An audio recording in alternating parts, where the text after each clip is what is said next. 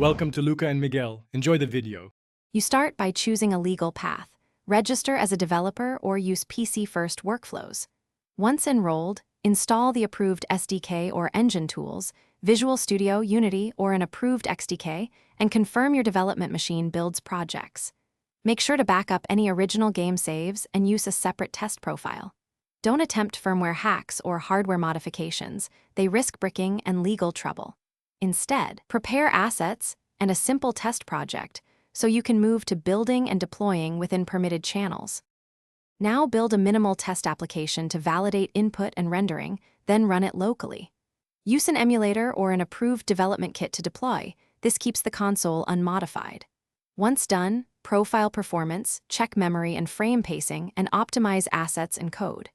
If crashes occur, replicate on PC, add logging, and fix increments.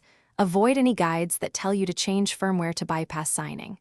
Make sure to keep a clean, documented workflow so you can reproduce fixes and improvements.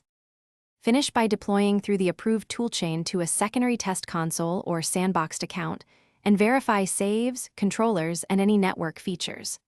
Once done, perform acceptance checks, stability, performance, and compliance with platform rules. If something fails, revert from backups, consult logs, and contact official developer support or community forums.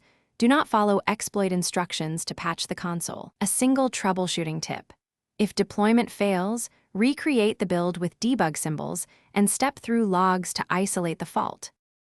Thanks for watching and please subscribe. It's the best investment you'll ever make.